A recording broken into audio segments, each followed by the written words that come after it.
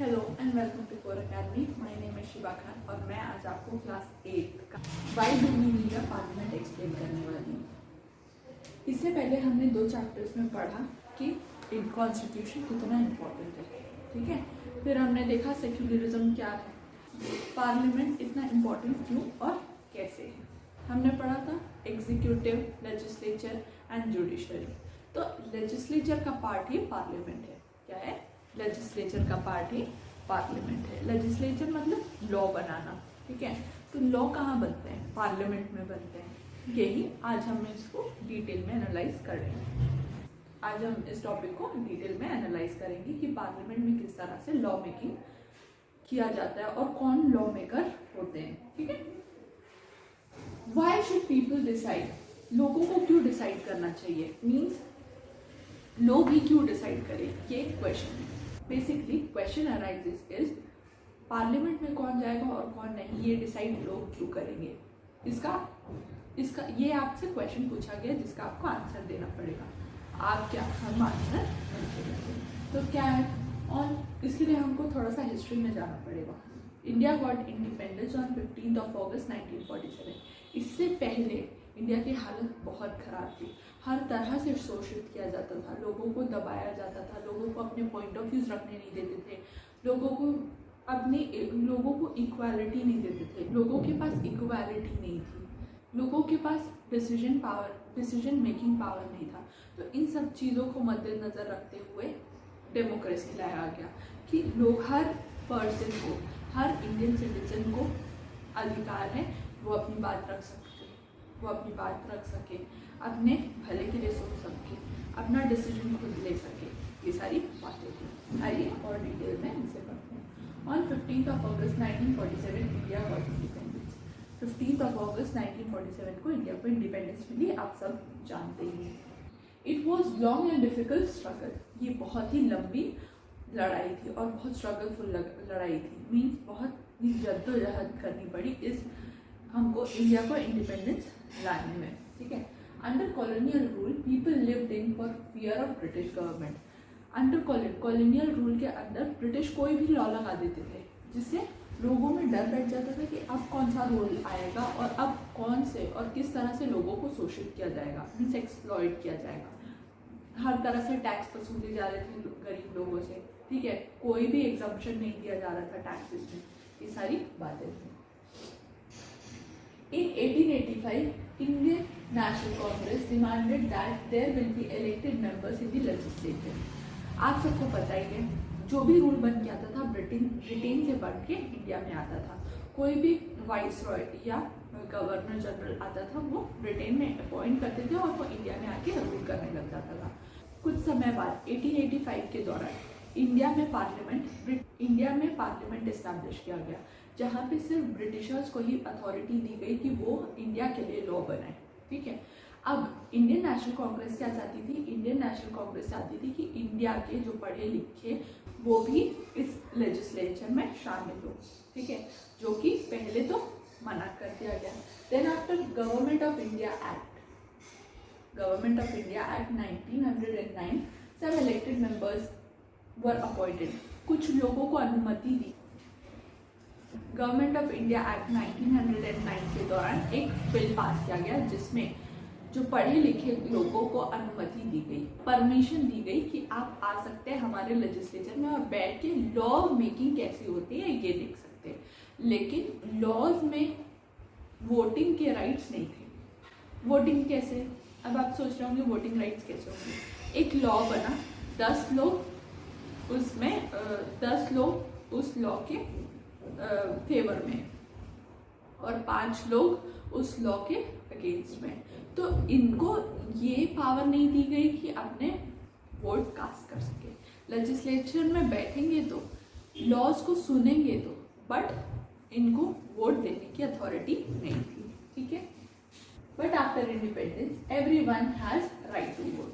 But independence के बाद सबसे इम्पॉर्टेंट चीज़ इंडिपेंडेंस के बाद ये रखी गई कि हर पर्सन को, चाहे वो अमीर हो, गरीब हो, काला हो, गोरा हो, हाई क्लास हो, लो क्लास हो, हर पर्सन को अथॉरिटी दी गई, राइट दिया गया वोट डालने का, ठीक है, जिसे कहा गया constitution of India laid down with the principle of universal adult franchise. इसी को हम यूनिवर्सल अडल्ट फ्रेंचाइजी कहते हैं। जो भी 18 ईयर्स के अबव होगा उनको वोट देने की अनुमति होगी, परमिशन होगी। तो आपको समझ में आया लोगों के पास पावर किस तरह से आई? I hope you are clear till here. अब पीपल एंड देयर रिप्रेजेंटेटिव, देखिए एक एग्जाम्पल की तरह समझते हैं। आपके क्लास में 20 स्टूडेंट्स हैं, ठीक है। कैप्टेंसी के लिए 2 लोगों को खड़ा किया गया। कैप्टेंसी के लिए आपके क्लास में मॉनिटर होते हैं ना, कैप्टन्स, तो कैप्टेंसी के लिए 2 लोगों को नॉमिनेट किया गया, ठीक है। अब 12 स्टूडेंट्स ए को कैप्टन बनाना चाहते हैं और 8 स्टूडेंट्स बी को कैप्टन बनाना चाहते हैं। तो इन लोगों में से मेजॉरिटी किसके पास है? ए के पास है, ठीक है। तो ए बनेगा कैप्टन।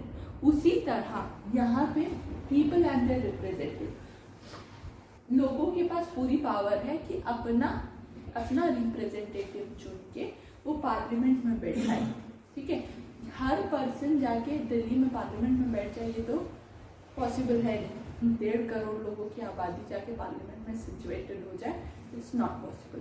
तो एक स्पेसिफिक पर्सन को जो आपकी बातों को रखे, जो आपके हित के लिए बात करे, जो आपके प्रॉफिट के लिए बात करे, ठीक है, उस एक पर्सन को अपॉइंट करके पार्लियामेंट में थ्रू इलेक्शन भेजा जाता है। People are supreme power in the democracy. Democracy में क्या होता है? डेमोक्रेसी में लोग ही सुप्रीम होते हैं। लोगों के पास पावर रहती है कि उनको क्या करना चाहिए और क्या नहीं। Democracy, the government as well as the other institution need to have trust in citizen. और गवर्नमेंट के अदर इंस्टीट्यूशंस को लोगों के ऊपर ट्रस्ट होना चाहिए कि वो लोगों के हित के लिए ही बात करें। How does the individual get approval to the government? किसी स्पेसिफिक पर्सन को गवर्नमेंट से अप्रूवल किस तरह से मिलेगी? इलेक्शन के दौरान जो वोटिंग करें, थ्रू वोटिंग, जो इलेक्शन के दौरान जो भी वोटिंग कास्ट होगी उसके थ्रू होगा, ठीक है। People elect their representative and send to the parliament. लोग अपने रिप्रेजेंटेटिव्स को चूज करते हैं और पार्लियामेंट में भेजते हैं, ये देखने के लिए कि लॉज सही से बन रहे हैं कि नहीं, ठीक है।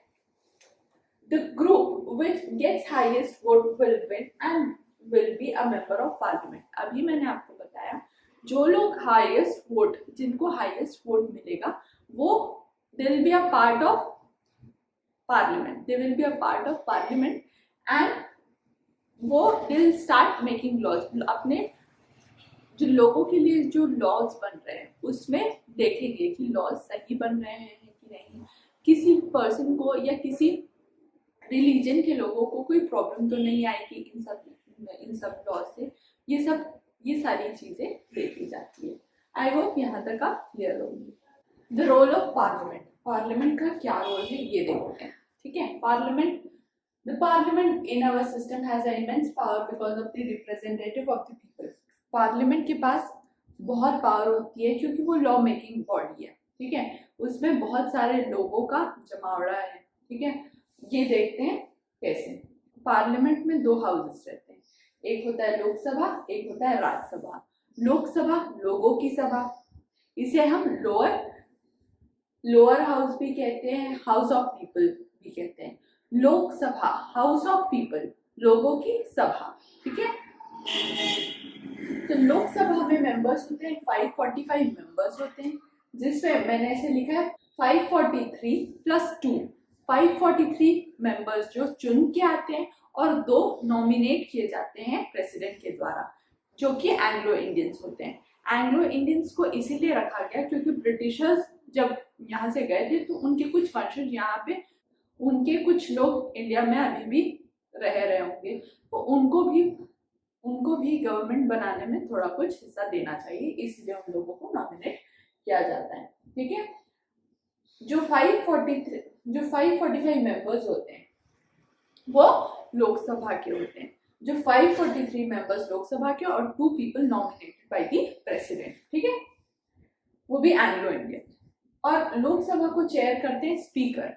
लोकसभा को कौन चेयर करते हैं? स्पीकर चेयर करते हैं, ठीक है। वहीं राज्यसभा, राज्यसभा अपर हाउस कहता है, राज्यसभा अपर हाउस है, ठीक है। Council of state, Rajya Sabha upper house है, इसे काउंसिल ऑफ स्टेट भी कहा जाता है। इनके मेंबर्स होते हैं 245, वैसे ही 233 मेंबर्स इलेक्टेड होते हैं और 12 members nominated by the president, जो कि लिटरेचर, साइंस, स्पोर्ट्स, इन सारे एंटरटेनमेंट, इन सारे जगह से चुन के प्रेसिडेंट के द्वारा यहाँ पे राज्यसभा में बैठाया जाता है। आप कई बार सुने होंगे ना, जया बच्चन राज्यसभा की मेंबर है, एंटरटेनमेंट फील्ड से हैं, जो कि प्रेसिडेंट के द्वारा नियुक्त किया गया, ठीक है। ये एक एग्जाम्पल था, ओके। तो प्रेसिडेंट, तो राज्यसभा को चेयर किया जाता है वाइस प्रेसिडेंट के द्वारा, किसके द्वारा? वाइस प्रेसिडेंट के द्वारा। एक एक करके हम लोकसभा और राज्यसभा को डिटेल में पढ़ेंगे, ठीक है, तो आपको और अच्छे से समझ में आएगा।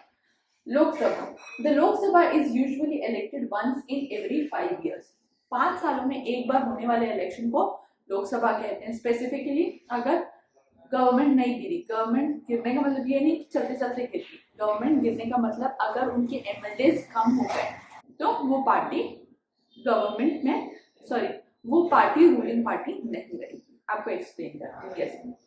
Country is divided in various constituency, मान लीजिए ये इंडिया है, ठीक है, इंडिया में वेरियस कॉन्स्टिट्यूएंसी है, ये कॉन्स्टिट्यूएंसी है, तब जाके 545 कॉन्स्टिट्यूएंसीज होती हैं, ठीक है। और 545 कॉन्स्टिट्यूएंसीज में सिर्फ एक नहीं, जैसे एक एग्जांपल ले लेते हैं, मान लीजिए ब्लू कलर वाली बीजेपी है और रेड कलर वाली कांग्रेस है, एग्जांपल है ये, इसे पर्सनली बिल्कुल ना लें। तो इसमें जिसकी सबसे ज्यादा सीट्स होगी वो गवर्नमेंट बनाएगा, ठीक है, उसका वो पार्टी लोकसभा में रूलिंग पार्टी होगी और उन्हीं के द्वारा ही प्राइम मिनिस्टर अपॉइंट होंगे। क्लियर है? फॉर एन एग्जांपल, यहाँ पे किसकी कॉन्स्टिट्यूएंसी ज्यादा दिख रही है? ब्लू कलर, जो कि बीजेपी की कॉन्स्टिट्यूएंसी है। तो ब्लू कलर वाले मेजोरिटी में है, वो अपने तरीके से मीन्स अपने लोगों में से एक प्राइम मिनिस्टर को चूज करते हैं जो कि गवर्नमेंट को रूल करने में हेल्प करेंगे। क्लियर है? Country is divided in various constituencies, वैसे मैंने अभी बताया कि कंट्री को वेरियस कॉन्स्टिट्यूएंसीज में डिवाइड किया गया। Each of these constituencies are elected on the parliament, parliament की ये सारी कॉन्स्टिट्यूएंसीज होती हैं। Each person belongs to different political party, अभी मैंने आपको बताया कि पॉलिटिकल पार्टी हर कॉन्स्टिट्यूएंसीज की डिफरेंट लोग हो सकते हैं, ठीक है। ऐसा भी हो सकता है कि जैसे 545 मेंबर्स है,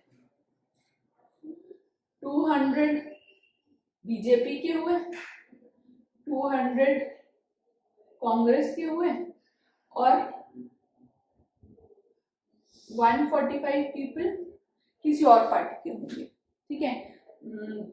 बहुजन समाज, आम आदमी पार्टी की ले लेते हैं, ठीक है, वो काफी चर्चा में। तो आम आदमी पार्टी की अगर ले लेते हैं, अब ये आम आदमी पार्टी के ऊपर डिपेंड करता है वो किसके साथ अपनी गवर्नमेंट फॉर्म करेगा। वो चाहे तो बीजेपी के साथ भी फॉर्म कर सकता है और वो चाहे तो कांग्रेस के साथ भी फॉर्म कर सकते हैं।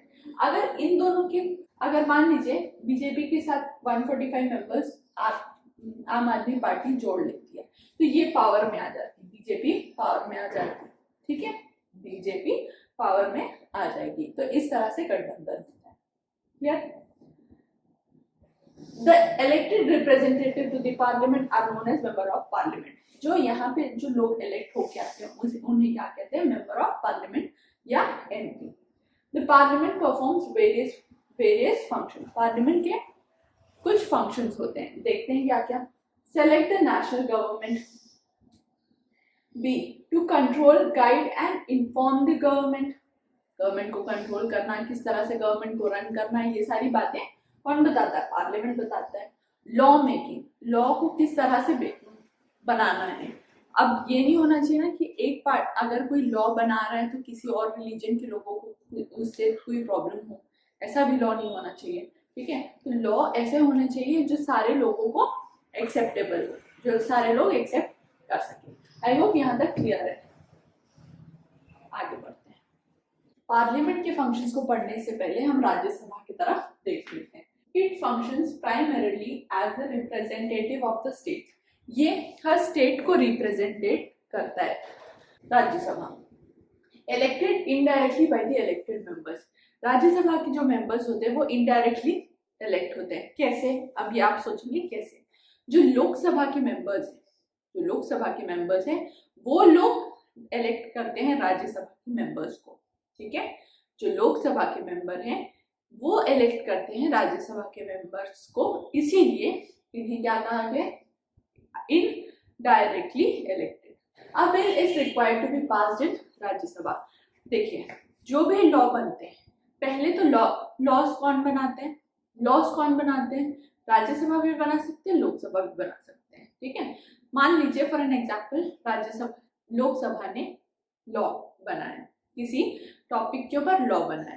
ठीक है, लॉ बनाकर पूर्ण बहुमत से इसे पास किया जाता है, देन उसे राज्यसभा में पेश किया जाता है। राज्यसभा के मेंबर्स को अगर लगता है कि इसमें कुछ फ्लॉज है तो उसे वापस रिटर्न कर देते हैं राज्यसभा के मेंबर्स। किनको? लोकसभा के मेंबर्स को। ठीक है, और लोकसभा को बताती है कि आप इन टॉपिक्स में सुधार करिए, फिर हम पास करेंगे। तो राज्यसभा बताई किसको? लोकसभा को। लोकसभा दोबारा करेक्शन करके वापस राज्यसभा के पास भेजी। राज्यसभा को अगर अब ठीक लगा तो वो साइन करती है और प्रेसिडेंट के पास भेजती है। प्रेसिडेंट को अगर सही लगा तो साइन करते हैं, अगर नहीं लगता है तो वो वापस भेज देते हैं कि आप ये करेक्शन करिए, देन आई विल साइन। वापस प्रेसिडेंट भेजते हैं लोकसभा में, लोकसभा से राज्यसभा पास करती है, तभी वो प्रेसिडेंट के पास तक जाता है। जैसे ही प्रेसिडेंट से वो लॉ साइन हो जाता है तो वो आपके लिए लॉ बन जाता है। क्लियर? लॉ किस तरह बनता है हम आगे के चैप्टर्स में पढ़ेंगे, ये तो मैंने आपको बता दिया। ठीक है, तो यही था, a bill is required to be passed in Rajya Sabha also. जो बिल है वो राज्यसभा में भी प्रस्तुत किया जाएगा। ठीक है, अब हम पढ़ेंगे पार्लियामेंट के इंपॉर्टेंट फंक्शंस किस तरह वो देखते हैं। To select national government. अभी कुछ देर पहले मैंने आपको एक एग्जाम्पल बताया था गठबंधन का। कोएलिशन गवर्नमेंट मतलब गठबंधन की सरकार। मैंने आपको एग्जाम्पल दिया था 200 बीजेपी के मेंबर्स थे, 200 कांग्रेस के मेंबर्स थे और 145 मेंबर्स किसके थे? आम आदमी पार्टी के। तो ये आम आदमी पार्टी जिसके साथ भी गठबंधन करेगी वो पार्टी जीत जाएगी। ठीक है, जिसके पास ज्यादा मेजॉरिटी होगी उसकी गवर्नमेंट रूल करेगी, वो रूलिंग पार्टी या रूलिंग गवर्नमेंट होगी। अब उन मेंबर्स में से एक पर्सन को चूज किया जाता है जिसमें बहुत सी एबिलिटी हो, उन्हें चूज करा जाता है प्राइम मिनिस्टर के लिए। किन्हें सेलेक्ट किया गया? Prime minister. तो ये फंक्शन रहता है पार्लियामेंट का। ठीक है, नेशनल गवर्नमेंट को चूज कर लिया, लोकसभा में जितने भी मेंबर्स थे, लोकसभा से जो भी पार्टी मेजोरिटी में आई उसके एक मेंबर को चुन के प्राइम मिनिस्टर घोषित किया जाता है। क्लियर? आगे बढ़ते हैं। To control, guide and inform the government. अब कोई भी आया पार्लियामेंट में, पहली बार प्राइम मिनिस्टर बन रहा है, तो क्या उसको गवर्नमेंट चलाना आएगा? नहीं आएगा। तो उसको कुछ इंफॉर्मेशन चाहिए रहेगी, उसको बताना पड़ेगा कि ऐसा करो ऐसा करो ऐसा करो। ठीक है, कोई सीख के तो नहीं आता, तो उनको भी गाइड करना पड़ता है। ठीक है, जैसे पार्लियामेंट में लॉ बनता है, ये मैंने आपको अभी बताया, उसमें क्वेश्चन आर भी होता है। ठीक है, जो क्वेश्चन कौन करता है? देखो, जब 345 वोट से आप जीत गए तो 200 वाले तो बचे ना, कांग्रेस के कैंडिडेट बचे ना, तो इन्हें क्या कहेंगे? ऑपोजिशन। इन्हें क्या कहेंगे? Opposition party. एक रूलिंग पार्टी, दूसरी ऑपोजिशन पार्टी।